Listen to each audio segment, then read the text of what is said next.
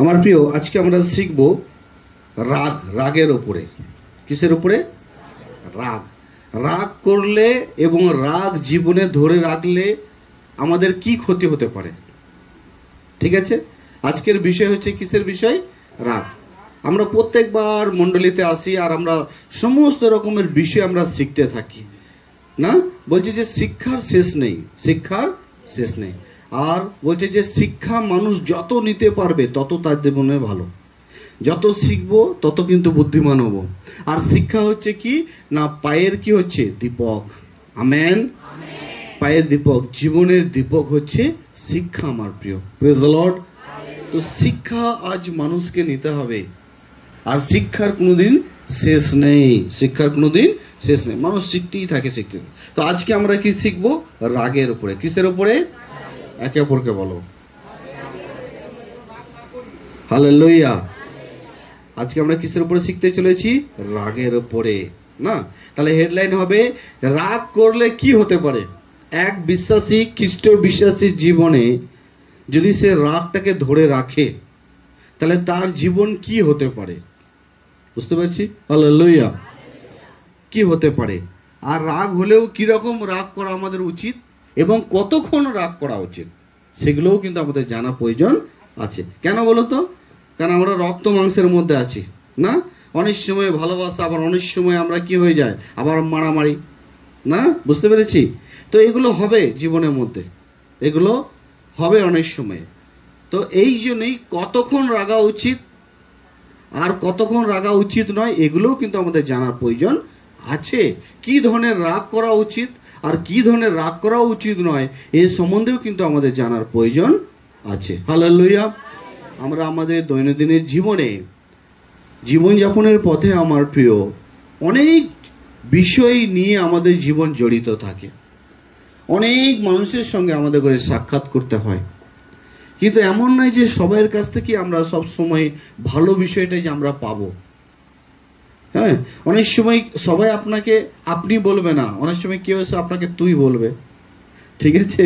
তো সব জায়গায় কিন্তু এটা আশা করলে হবে না যে আমাকে সব জায়গায় তো আপনি অনেক সম্মানের সঙ্গে হয়তো আমার সঙ্গে কেউ কথা বলবে। অনেকে কেউ সম্মান আপনাকে করতেও পারে এবং নাও করতে পারে। তো এই জন্যই রাগের বিষয়টা আমাদের জানা অত্যন্ত প্রয়োজন আছে। Praise the lord. তার জন্য আমাদের করে বাইবেল বার করতে হবে। ইফিসীয় তার 4 অধ্যায় 26 থেকে আমরা 27 পর্যন্ত পড়বো। যে পাচ্ছি সেখান থেকে আমরা পড়তে সাহায্য করব। আমেন। হালেলুয়া। জয় যিশু। চপ বার করি আমরা। তাহলে কিসের বিষয়ে আজকে আমরা শুরু করে দেখছি? রাগ, না? স্বামী স্ত্রী আছি, অনেক সময় স্বামী স্ত্রীর মধ্যেও লড়াই, ছেলে মায়ের সঙ্গেও লড়াই, আত্মীয় স্বজনের সঙ্গেও লড়াই, না? আর পথে চলতে চলতেও লড়াই, আবার বাসে যেতে যেতেও লড়াই। কি নিয়ে? সিট নিয়েও লড়াই, না? তো লড়াই কিন্তু জীবনে আছে, লড়াই জীবনে আছে। তো এই মাঝখানে কি ধরনের জীবন আমরা এগিয়ে নিয়ে যাব, কিভাবে থাকলে আমরা সে অনন্ত জীবনকে আমরা প্রাপ্ত করতে পারবো, এগুলো আমাদের জানার প্রয়োজন আছে। তা যে আমরা বাইবেল পেয়েছি আমরা এই পথটা পড়বো। ইফিসীয় তার 4 অধ্যায় 26 থেকে 27। রেগে গেলে তার প্রভাবে যেন পাপ করো না। হ্যাঁ, প্রথম হচ্ছে যে রেগে গিয়ে আমরা রাখবো, ঠিক আছে? মানুষ রাখবে, এই জন্য বাইবেলে উল্লেখ করা আছে মানুষ রেগে যাবে, মানুষ রেগে যাবে। অনেক সময় বলে না যে আমি রাখতে চাইছিলাম না কিন্তু আমার প্রেশার হাই, যার কারণে আমি কি হচ্ছে রেগে যাচ্ছি। অনেকে বলবে আমার প্রেশার লো, যার কারণে আমি রেগে যাচ্ছি, আমি রাখতে চাইছি না। তো মানুষের মধ্যে যে রক্ত আছে, যে শরীরের মধ্যে, এটা অনেক সময় আপ ডাউন হবে। কারণ আমরা আমাদের মধ্যে সকলের মাথায় এই বুদ্ধি নেই যে একটা শরীরকে ঠিকঠাক রাখতে গেলে কোন খাবারটা খেতে হবে ভালো করে আর কোনটা খেতে হবে না। কারণ আমরা শুধু এইটুকুই বেশিরভাগ জানি, আমাদের পেট ভরা নিয়ে দরকার। Hello, hallelujah. আমরা বেশিরভাগ এটাই জানি আমার প্রিয়, কি আমার পেট ভরা নিয়ে দরকার, না? কিন্তু অনেক মানুষ আছে, বিশেষ করে যেমন বাইরের দেশের লোক আমরা দেখেছি অনেক সময়, কি ওরা না এইভাবে খায় না, ওরা এইভাবে খায় যে কোনটা খেলে আমার রক্ত হবে, কোনটা খেলে আমি একটু মোটাবো, একটু এনার্জি পাবো, একটু শক্তি পাবো, সেই ধরনের বিষয়গুলো তারা কিন্তু খায়। বুঝতে পারছি? হালেলুয়া। আর আমরাও মানুষ, কিন্তু আমরাও আবার কিছু লোক আছি, আমাদের খাওয়া কিন্তু এরকম নয়। আমাদের খাওয়া হচ্ছে পেট ভরা নিয়ে দরকার। হালেলুয়া। তাতে প্রত্যেক দিন যদি আলু খেতে হয় খাও, পেট ভরা নিয়ে আমাদের দরকার। বুঝতে পারছি? হালেলুয়া। তো এইখানে আমরা বাইবেল বলছে রাগ করো, কি বলছে? রাগ করো কিন্তু পাপ করো না। রাগ করো, পাপ করবে না। হতে পারে যে আপনার সামনে কেউ কিছু বললো, কেউ এমন কিছু অন্যায় করলো, আপনি দেখে সহ্য করতে পারছেন না, রেগে যেতেই পারেন। কেন এরকম করলেন? আপনি অনেক বড় ব্যক্তি, অনেক সিয়ানা ব্যক্তি হয়ে আপনি কেন এরকম কাজ করলেন? তো আপনার সহ্য না হতে পারে, কিন্তু বাইবেল বলছে আপনি রাগ করুন কেন, যেন আপনি পাপ করবেন না। যেমন বলছে না যে আপনি পাপকে ঘৃণা করুন, পাপীকে ঘৃণা করবেন না। হালেলুয়া। কত সুন্দর! পাপকে ঘৃণা করুন, পাপীকে ঘৃণা করবেন না। আর বলছে রাগ করুন কিন্তু পাপ করবেন না। মানে কি? আপনার রাগ যেন এরকম না হয় যে আপনার রাগ যেন তার জীবনে যে ক্ষতি হয়ে যাচ্ছে আপনার রাগের কারণে, সেটা যেন না হয়। আমরা রাগ করব, কিন্তু রাগের কারণে যার উপরে রাগ করছি তার আমি ক্ষতি চাইছি, সেই রাগের মধ্যে সেই জিনিসটা লুকিয়ে আছে যাতে ওর ক্ষতি হোক, ওর দুর্ঘটনা হয়ে যাক, ওর সর্বনাশ হয়ে যাক। বুঝতে পারছি? হালেলুয়া। তাহলে এই ধরনের রাগ কিন্তু আমরা করতে পারবো না। আমরা রাগই হতে পারি, পছন্দ হলো না রেগে যেতে পারি আমরা, কিন্তু সেই রাগের মধ্যে বদলা নেওয়ার ভাব, ক্ষতি হয়ে যাক সেরকম একটা স্বভাব যেন না থাকে। বুঝতে পারছি? ভালো লাগছে? হালেলুয়া। কত নতুন আমরা শিখছি। আর তার মানে বাইবেল প্রভু কি বলছেন? রাগ করো কিন্তু পাপ করো না। বলো আগে পর করে, রাগ করো, পাপ করো না। হালেলুয়া। পড়ে দেওয়ার একবার বাংলাতে। রেগে গেলে তার প্রভাবে যেন পাপ করো না। হ্যাঁ, বলছে তার প্রভাবে আপনি রেগে গেছেন, আর আপনি রেগে থাকুন, কিন্তু যে আমি তার ক্ষতি করব, যে আমি যেটা বললাম আমি তার ক্ষতি করব, তার কিছু হয়ে যাক, এরকম চিন্তাধারা যাতে আমাদের মধ্যে না থাকে। Praise the lord. তারপর এবং সারাদিন রাগ করে থেকো না। আর বলছে সারাদিন তুমি রাগটা করে থাকবে না। সারাদিন যে রাগ হয়ে গেল, একবার কিছু হয়ে গেল, এবার আমি সে সারাদিন রাগ করে, সারাদিন কেন রাগ করে আছো? দাঁড়াও আমি সুযোগ পাই, প্রতিশোধ নেবো, এই জিনিস সারাদিন রাগ করে রেখেছো না। কিসের জন্য সারাদিন রাগটা থাকছে? না আমাকে প্রতিশোধ নিতে হবে। এই যে আমাকে দুটো কথা শুনিয়েছে, তাকে আমাকে চারটে শোনাতেই হবে, তাহলেই কিন্তু আমার হৃদয়টা একটু শান্তি, একটু সুকুন পাবে। তো প্রভু বলছে এই ধরনের তুমি যেন করবে না। পড়ো, সারাদিন রাগ করে থেকো না। সারাদিন রাগ করে, তাহলে রাগ হবে, আর সেটা কিন্তু সারাদিন রাগ করে থাকলে হবে না, ধরে রাখলে হবে না।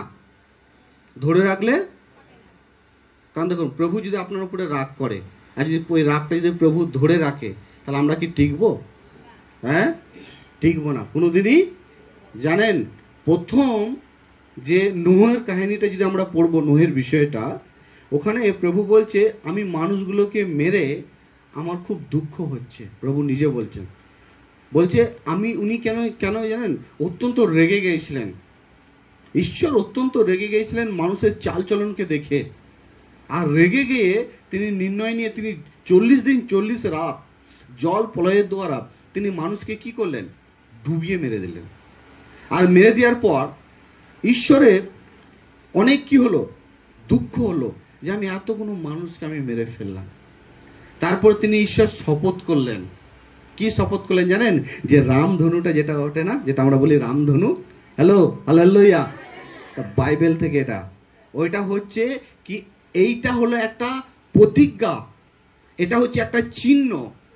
হ্যাঁ, আজ থেকে আর আমি এই কাজ আমি আর করব না। বুঝতে পারছি? হালেলুয়া। ঈশ্বরের ওটা একটা প্রতিজ্ঞা যে মানুষ, ঈশ্বর তিনি সৃষ্টির সমস্ত মানুষকে, নুহের পরিবার ছাড়া সমস্ত জীবজন্তুকে ঈশ্বর 40 দিন 40 রাত জল প্রলয়ের দ্বারা তিনি ডুবিয়ে মেরে দিয়েছিলেন। বুঝতে পারছি? হালেলুয়া। তো রাগ অনেকই একটা ক্ষতিকর। রাগ যদি আমরা ধরে রাখি, সে রাগ কি করে? আমাদের ঘরে ধ্বংসের দিকে নিয়ে যায়। আমাদের আত্মিক জীবন রাগের কারণে আমাদের হারিয়ে যায়। আমাদের ভালো জীবন আমাদের নষ্ট হয়ে যায়। জীবনে যেসব ভালো জিনিসগুলো আমরা সঞ্চয় করেছি অনেক দুঃখের সঙ্গে, অনেক কষ্টের সঙ্গে আমার প্রিয়, সেগুলো ইউই অনেক অল্প সময়ের মধ্যে আমাদের জীবন থেকে চলে যায়। বুঝতে পেরেছি? হালেলুয়া। পড়ো বাবা। তোমাকে পরাস্ত করতে দিয়াবলকে কোনো রকম সুযোগ নিতে দিও না। আর এই রাগের কারণে রাগ তো করব, রাগ যদি ধরে রাখছো তাহলে শয়তান সুযোগ নেবে। আর রাগকে যদি আমরা ছেড়ে দিই তাহলে শয়তান সুযোগ নিতে পারবে না। কারণ রাগ চলে যাওয়ার পর কি? ভালোবাসা। রাগ চলে যাওয়ার পর ভালোবাসা, সংশোধন। হালেলুয়া। আর রাগ যদি থাকে, কোনো সংশোধন নয়, কোনো ভালোবাসা নাই। অর্থাৎ সেখানে কে পরিচালনা করবে আপনাকে? দিয়াবল। কে পরিচালনা করবে? দিয়াবল পরিচালনা। আপনি রেগে আছেন, গরম হয়ে আছে, এই জন্য দেখবেন গাড়িও যদি গরম বেশি হয়ে যায় তো বলে গাড়িও ইঞ্জিনও কিন্তু মরে যায়। Hello, hallelujah. তা মানুষের মধ্যেও যখন রাগ বেড়ে যায়, রাগকে ধরে রাখে, তখন তার মধ্যে সেই ধার্মিকতার জীবনটা, সেই বিশ্বাসটা, সেই আশাটা, সেই শ্রদ্ধাটা, সেই ভালোবাসাটাও সে কি করে? শেষ হয়ে যায়, মরে যায়। বুঝতে পারছি? হালেলুয়া। তাহলে রাগ আমরা করব কিন্তু ধরে রাখবো না। আমেন। তারপর গীত সংগীতা 37 অধ্যায় তার 8 পদ। গীত সংগীতা 37 অধ্যায় তার 8 পদ আমরা পাঠ করব। আর একবার পড়ুন।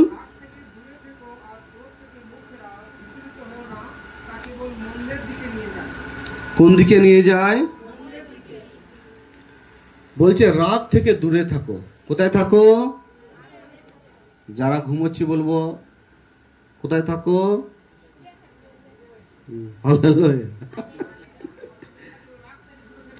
রাগ থেকে দূরে থাকতে হবে। একে অপরকে বলো, রাগ থেকে দূরে থাকো। আর তারপর পুরো কি থেকে মুখ ফেরাও? ক্রোধ থেকে মুখ ফেরাও। তারপর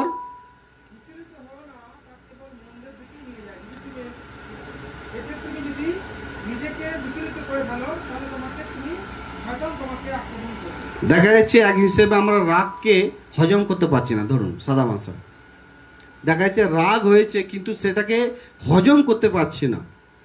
তাহলে সে রাগ আমাদের করে কি করবে? বিচলিত করবে। মানে আমাদের যে মাথাটা, যে এটা ট্রান্সফরমারের মতো, ধরুন মাথাটা, এই যে সমস্ত কাজে আমাদের করে কি করছে? সাপ্লাই দিচ্ছে। তো এই মাথা কিন্তু আর ঠিকঠাক কাজ দেবে না। বুঝতে পারছি? এই মাথা তখন উল্টো পাল্টা কি করবে? কাজ করবে। তাহলে রাগ কত ক্ষতিকর আমাদের জীবনে, না? তারপর পড়বো মথির সুসমাচার তার 5 অধ্যায় তার 22 পদ আমরা পড়বো। কিন্তু আমি তোমাদের বলছি, হ্যাঁ, যে তার ভাইয়ের উপর ক্রোধ করে, হ্যাঁ, বিচারের দায়ে পড়বে। হ্যাঁ, কিসে দায়ে পড়বে? বিচারের দায়ে। এখানে ভাই বলতে আমার প্রিয়, সব সময় আমরা ভাবি যে একই মায়ের পেট থেকে যারা আমরা জন্ম নিয়েছি একই ভাই বলছে। চার্চ ভাই বলতে বোঝায়, পবিত্র শাস্ত্র ভাই বলতে সেই তাদের ঘরেও বোঝায় যারা প্রভুতে চলে। আমেন। আজ এখানে আমরা অনেক পরিবার থেকে এসেছি, কিন্তু জানেন পবিত্র শাস্ত্র বলছে কি শাস্ত্রের মধ্যে আমরা কিন্তু সকলে একই পরিবার। এবার আপনি বলেন স্যার কি করে এক পরিবার হলাম আমরা? তাহলে আমি আপনাকে বলি, আপনার বাবা আর আমার বাবা একই বাবা। হালেলুয়া। আপনার মা আর আমার মা একই মা। বুঝতে পারছি? হালেলুয়া। সেখান থেকেই আমাদের জন্ম। এই জন্যই আমরা এক পরিবারেরই লোক। আমেন। আর এই যেখানে ভাই বলতে বোঝাচ্ছে যত প্রভুতে চলছি আমরা সকলেই কিন্তু আমাদের ভাই আর বোন। বুঝতে পারছি? হালেলুয়া। এছাড়াও কেউ যদি তার ভাইকে বলে, ওরে অপদার্থ, তোকে মহাসভায় জবাবদাহি করতে হবে। আর কেউ তা যদি বলে, তুই মূর্খ, সে নরকে আগুনের দায়ে পড়বে।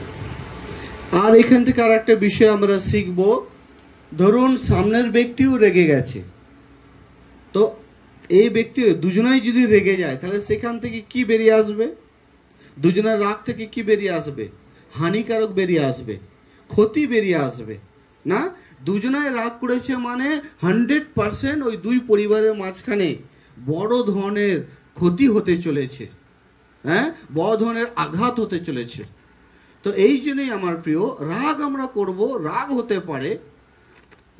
পারে এই আগেই বললাম কি আমরা অনেকে জানি যে কোনটা খেলে ভালো আর কোনটা খেলে ভালো নয়। যেমন আর একটু আমি ভেঙে বলি, দেখবেন অনেকেই বেশি নুন খেতে পছন্দ করে।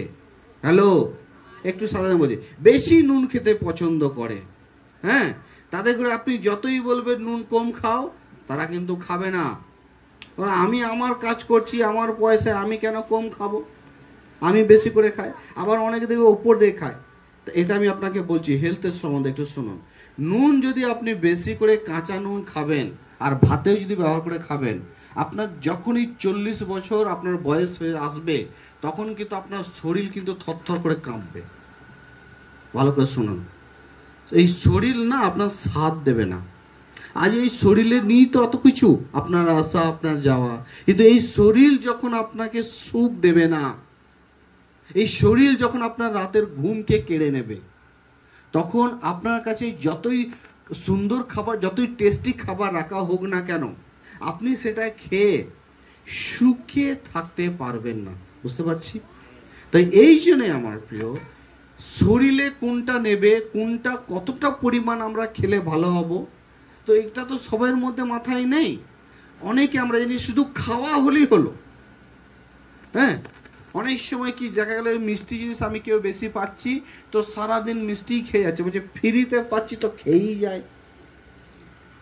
ওকে, তো অনেক সময় আমরা ফ্রি হলে তো ভাবছি আমি খেয়ে যাচ্ছি, আমার খুব লাভ। তুমি এখন খেলে ঠিক আছে, কিন্তু বৈকাল বেলায় যে রেজাল্ট আসবে বাবা, বুঝতে পারছি? হালেলুয়া। এমন নয় যে ঈশ্বর আপনাকে আমাকে তৈরি করেছেন আমরা খেতে পারি, তার মানে নাই যে আপনি যা মন তাই খাবেন। সব কিছু কিন্তু একটা সিস্টেম আছে। হালেলুয়া। ঈশ্বর আমাদের এই মাটির শরীরের মধ্যে রেখেছেন, আর এর মধ্যে তিনি তার জীবনকে রেখেছেন, আত্মাকে রেখেছেন। আত্মার কার্যের দ্বারা আমরা কিন্তু এই শরীরকে কন্ট্রোলে রাখতে পারি। হালেলুয়া। শরীরের কার্যের দ্বারা কিন্তু আত্মাকে আপনার কন্ট্রোলে থাকবে না। আপনি আত্মার কাজের দ্বারা শরীরের অনেক অসুস্থকে আপনি দূর করতে পারবেন, কিন্তু শরীরের কার্যের দ্বারা আত্মার কোনো রকমের ব্লেসিং আপনি আপনার জীবনে দেখতে পাবেন না। বুঝতে পারছি? হালেলুয়া। বাইবেল একটা এমনই পবিত্র শাস্ত্র যে মানুষকে শরীর আর আত্মা, স্বর্গ এবং নরক, সুখ এবং দুঃখ সমস্ত বিষয়ে 100% সে কি দেয়? সচেতন করে। আমেন। ইনি যে সচেতন, বাইবেল যে সচেতন মানুষকে করে, এর উপরে আর কোনো সচেতন নেই। হালেলুয়া। সমস্ত সচেতন এর উপরে কিন্তু ফেল, এর উপরে ফেল। এর মতো জ্ঞান, বুদ্ধি এবং রক্ষা যে প্রজ্ঞা আমরা এখান থেকে পাই, এর মতো কোনো জায়গায় আর নেই, আর পাবো না। বুঝতে পেরেছি? হালেলুয়া।